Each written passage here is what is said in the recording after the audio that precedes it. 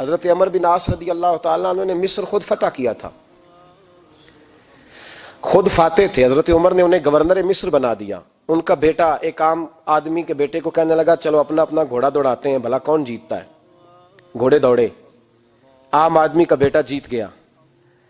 Governor صاحب کے بیٹے نے درہ اٹھایا اور درہ اٹھا کر کے اس جیتنے والے غریب آدمی کی کمر پہ درے مارے. اس کو جب درے لگے تو بیٹے نے گھر آ کے باپ کو اپنی لہو لوہان کمر دکھائی. باپ کے دل میں بڑی قدر ہوتی ہے اولاد کی. درجے تو لوگ ماں کے بیان کرتے رہتے ہیں، لیکن جتنا باپ پیار کرتا ہے اس کا بھی تقاضا کوئی کر نہیں سکتا. والد نے جب دیکھا نا لہو لوہان ہے گردن، تو والد چیخے، روئے، اور پھر پتہ نہیں اگلے 1.5 منٹ میں اس بچے کے والد کو کیا ہوا، اس نے آنسو پونچھے اور بیٹے کو کہنے لگا میرے گھوڑے کے پیچھے بیٹھ. کہا کدھر جانا ہے؟ فرمانے لگے یہ ظلم کا دور نہیں، یہ عمر کا دور ہے. ہاں ایسی بات ہے کوئی جو مرضی کر جائے؟ بیٹھ میرے گھوڑے پہ. آدھی رات کے وقت پہنچے مدینے اور باہر جا کے وہ آدمی پکارنے لگے، کہنے لگے عمر باہر آؤ، نکلو خوابگاہ سے. جب غریبوں پہ ظلم ہو تو پھر حکمرانوں کو سونے کی اجازت نہیں ہوا کرتی. باہر آؤ. فاروق اعظم آدھی رات کو اٹھ کے آئے. کیا ہوا؟ کہا عمر دیکھ یہ بیٹا جو میں نے اپنے منہ کے نوالے کھلا کھلا کے پالا ہے، ذرا میرے لال کی پشت دیکھ. تیرے دور حکومت میں یہ حال ہوگا. حضرت فاروق اعظم نے کہا جاؤ بلا کے لاؤ فاتح مصر کو. حضرت عمر بن عاص بیٹے سمیت آئے. جناب فاروق اعظم فرمانے لگے مجمع میں کھڑا کر کے، فرمایا کیوں مارا تو نے اس کو؟ گردن جو گئی. فرمایا تو گورنر کا بیٹا تھا اس لیے مارا ہے؟ اس غریب آدمی کے بچے کو کہا درے پکڑ اور گورنر کے بیٹے کو اس کے سامنے مار، اور اتنے مار کے اسے سمجھ آئے. جب اس کو درے لگ رہے تھے تو لوگ دیکھ رہے تھے.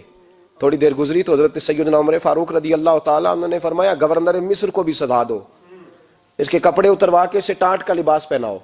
لوگ کہنے لگے حضور گورنر صاحب کی کیا غلطی؟ سنو اور یاد رکھنا. حضرت فاروق اعظم کہنے لگے اس بچے کے دل میں بات ڈالی کس نے کہ تو گورنر کا بیٹا ہے؟ کس نے بات ڈالی کہ تو چودھری کا بیٹا اور باقی کمی ہوتے ہیں؟ کس نے سکھایا اسے؟ وہ طاقتیں بھی ہم کچھ لیں گے جو سکھاتی ہیں کہ فلانا بڑا ہے فلانا چھوٹا ہے. فرمایا نا، جب کوئی رسول اللہ کا کلمہ پڑھ لیتے ہیں وہ برابر ہو جایا کرتے ہیں. اس کو کس نے سکھایا؟ کس نے سکھایا اس کو؟ گورنر کو بھی. اور پھر حضرت عمر نے تاریخی جملہ کہا حضرت عمر بن عاص کی طرف دیکھ کے، فرمایا جب اللہ نے ان لوگوں کو آزاد پیدا کیا ہے تم نے کیوں غلام بنا لیا ہے؟ جب رب نے آزاد پیدا کیا تم نے کیوں غلام بنایا ہے؟ عزیزو یاد رکھو جب انصاف کا بول بالا ہوتا ہے پھر کوئی آدمی ڈرتا ہے. یہاں انصاف نہیں ملتا. اور میں آپ خود ایک بات یاد آ گئی. حضرت عمر کا زمانہ تھا تو غسان کے بادشاہ نے کلمہ پڑھ لیا. جو لوگ غریب کہلاتے ہیں نا وہ ذرا میری بات پہ زیادہ توجہ کریں. غریبوں کو سنانے لگا ہوں، غریب ذرا توجہ کریں. غسان کے بادشاہ نے اسلام قبول کر لیا، اور اسلام قبول کرتے ہی وہ آئے حج کرنے. حج کے بعد فارغ ہوئے تو ایک نفلی طواف کر رہا تھا غسان کا بادشاہ، شاہ غسان. آج تو خانہ کعبہ میں بھی وی آئی پی پروٹوکول ملتا ہے، آج تو مسجد نبی میں بھی وی آئی پی پروٹوکول ہوتا ہے. یہاں آ کے بھی، یہاں بھی، اور دیکھتے صحیح تو کھڑا کہاں ہے. یہاں بھی پولیس والوں نے بازو پکڑے. سوچو تو صحیح، یہ حال کر دیا تم نے مذہب کا. طواف کعبہ ہو رہا ہے اور غسان کے بادشاہ نے جبہ پہنا ہوا ہے باریک اور لمبا. وہ طواف کعبہ کر رہا تھا تو ایک غریب آدمی کا پیر اس کے جبے پہ آ گیا. جب پیر آیا تو اس نے پلٹ کے غریب کے منہ پہ تھپڑ مارا. جب تھپڑ مارا تو اس غریب نے سیدنا فاروق اعظم کی عدالت میں مقدمہ کر دیا. کہا بادشاہ نے تھپڑ مارا ہے. حضرت عمر فاروق رضی اللہ تعالیٰ عنہ نے بادشاہ کو بلایا. فرمایا تو نے اس غریب کو مارا ہے؟ کہا جناب اس نے پیر رکھا تھا. تو فرمایا پیر رکھا تھا تو کیا ہو گیا؟ تو نے کیوں لمبا جبہ پہنا تھا؟ تجھے سمٹ کے چلنا چاہیے تھا. کہا میرے لیے حکم کیا ہے؟ حضرت عمر کہنے لگے یا اسے رات میں راضی کر لے، ورنہ صبح اسی جگہ اسی کونے میں خانہ کعبہ کے سائے میں وہ غریب تیرے منہ پہ تھپڑ مارے گا اور تجھے تھپڑ کھانا پڑے گا. غریبوں سنو سنو، ساری رات وہ غسان کا بادشاہ غریب کی منت کرتا رہا تو راضی ہو جا. غریبوں تم سے شکوہ ہے، تم 2-4 لاکھ پہ راضی ہو جاتے ہو. غریبوں تم سے شکوہ ہے، تم انصاف ہونے نہیں دیتے. غریبوں تم تھوڑی تھوڑی بات پہ مطمئن ہو جاتے ہو. تھوڑی تھوڑی بات، جتنے غریب تن ہیں لباسوں سے دور دور اتنی ہی چادریں میں مزاروں سے چھین لوں، اور جتنے غریب گھر ہیں اجالوں سے دور دور اتنی ہی روشنی میں ستاروں سے چھین لوں. اتنی تو ہمتیں ہو میری کم سے کم بلند کہ شاہوں کے تاج فقط اشاروں سے چھین لوں. تمہاری زیادتی ہے, تم نے ظلم پروان چڑھایا ہے. جب تم چودھری کے کہنے پر, ایم این اے کے کہنے پہ راضی ہو جاتے ہو, تم انصاف ہونے نہیں دیتے. ڈٹنا سیکھو, کھڑے ہونا سیکھو. جب اسے کہا نا راضی ہو جا, تو وہ غریب کہنے لگا میں راضی ہو جاؤں اور کل تو کسی اور کو بھی تھپڑ مارے. فرمایا جتنی تیرے پاس دولت ہے لا کے قدموں میں رکھ. ہم دولتوں کی پرواہ اس لیے نہیں کرتے کہ ہم نے محمد عربی کا چہرہ دیکھا ہوا ہے. اب میری نگاہوں میں جچتا نہیں کوئی, اس لیے کہ جیسے میرے محبوب ہیں ویسا نہیں. تم اثر لینا چھوڑ دو, تم اثر بڑا لیتے ہو. ہاں تمہارے اوپر چیزیں اثر انداز ہوتی ہیں, اس لیے انصاف نہیں ہوتا. ڈٹنا سیکھو, کھڑے ہونا سیکھو. جو بھائی ڈٹ جاتا ہے نا وہ بڑے کمال کر جایا کرتا ہے. ساری رات مناتا رہا. حضرت عمر سے کہنے لگا وہ نہیں مانتا, تو جناب عمر کہنے لگا پھر تیاری کر لے. ہم بادشاہ نہیں دیکھیں گے, دولت نہیں دیکھیں گے, ہم رسول اللہ کا دین دیکھیں گے, ہم نبی پاک کا نظام دیکھیں گے. وہ بادشاہ رات کو دوڑ گیا, بھاگ گیا, جا کے عیسائی ہو گیا. لوگوں نے کہا اتنا قیمتی آدمی عمر نے ضائع کر دیا. فرمایا چپ کرو, میں نے کوئی چیز ضائع نہیں کی, میں نے تو اپنے رسول کا دین بچا لیا ہے. کوئی شے ضائع نہیں ہوئی. عدل جب تک, میں پھر کہوں گا, اس عدل کے نقصان میں ہر آدمی برابر کا شریک ہے. ہم عدل ہونے نہیں دیتے, ہم عدل قائم نہیں کرتے. ہمارا تقاضا ہی نہیں کہ عدل ہو, ہم اپنے آپ کو عدل کے لیے پیش ہی نہیں کرتے, مزاج ہی نہیں. حضرت علی المرتضیٰ ایک جری انسان تھے, اور وہ علی تھے جن پر انسانیت رشک کرتی ہے. اور مولا علی وہ ہستی تھے کہ میرے مصطفیٰ کریم صلی اللہ تعالی علیہ وسلم نے فرمایا اس کے دیدار کو تو فرشتے بھی آیا کرتے ہیں.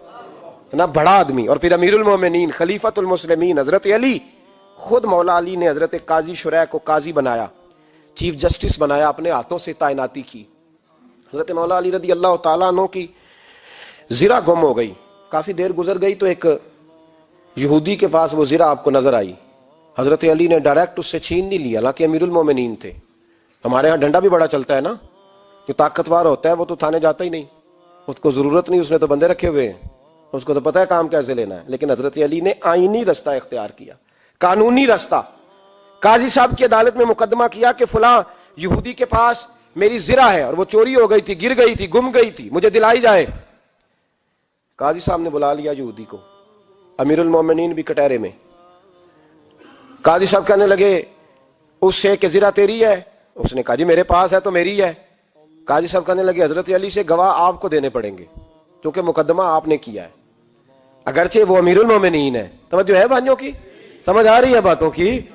گواہ امیر المومنین آپ نے دینے ہیں کیونکہ مقدمہ آپ نے دائر کیا. تو حضرت علی کہنے لگے میرا بیٹا حسن گواہی دے گا کہ میری ہے, اور میرا غلام کمبر گواہی دے گا. قاضی صاحب کہنے لگے حضور ان کی گواہی درست تو ہے پر میں نہیں تسلیم کرتا, اس لیے کہ بیٹے تو باپ کے حق میں بولا ہی کرتے ہیں, نوکر تو آقاؤں کے حق میں بولتے ہی ہیں. جائیں کوئی غیر جانبدار بندہ لے کے آئے جو گواہی دے. تو حضرت علی خاموش ہو گئے, کہنے لگے ابھی میرے پاس ایسا کوئی گواہ نہیں. قاضی صاحب کہنے لگے چلیں پھر آپ یہودی کو راضی کریں, آپ نے کیوں بلا وجہ گھسیٹا عدالت میں, راضی کریں, انصاف کا تقاضا ہے. تو حضرت علی قریب گئے, کہنے لگے بھیا ناراض نہ ہونا, زرہ تو میری ہے, ناراض نہ ہونا, میں نے غلط مقدمہ نہیں کیا. وہ علیحدہ بات ہے کہ میرے پاس گواہ نہیں تو میں کوئی بے انصافی نہیں کر سکتا, تو میرے ساتھ چل تجھے کھجوروں کا حلوہ کھلاتا ہوں تاکہ تو راضی ہو جائے. وہ یہودی کہنے لگا میں نے قاضی صاحب کا انصاف دیکھا اور جناب علی کا انصاف کے لیے کھڑا ہونے دیکھا تو میں مولا علی کے قدموں میں بیٹھ گیا. میں نے کہا علی جب تیری یہ شان ہے تو محمد عربی کا کیا مقام ہوگا. میں نے کلمہ پڑھنا شروع کر دیا. دیکھیں نا تقاضا پورا کیا ہے حضرت علی نے. تو وہ کہنے لگا علی تیرے انصاف کے رنگ نے نا, جملہ یاد رکھنا, کہنے لگا یہودی علی تیرے انصاف کے اس رنگ نے میرے دل سے کفر کی میل دور کر دی, تیرے عدل نے میرا کفر توڑ دیا, کفر. لیکن شرط لیکن نا غریب آدمی ابو ایوب انصاری, ماڑے بندے, اب تو پیر اور مولوی بھی گنجائش نہیں نہ دیتا کسی کو بولنے کی. تو سیاست دان تو اللہ ہی کی پناہ, وہ تو پتہ نہیں کس طرح سوتے ہیں رات کو, اللہ ہی جانتا ہے. پتہ نہیں کس طرح اپنے آپ کو مطمئن کر کے وہ زندگیاں گزار رہے ہیں, خدا ہی بہتر جانتا ہے. حضرت عمر فاروق جیسا دلیر اور جرری آدمی جمعہ پڑھانے مسجد میں داخل ہوئے تو جناب ابو ایوب انصاری دروازے پہ کھڑے ہو گئے, کہنے لگے عمر تیرے نوکر نہیں, ٹائم پہ آیا کر, بڑی دیر سے کھڑے ہیں. کیوں دیر سے آیا ہے؟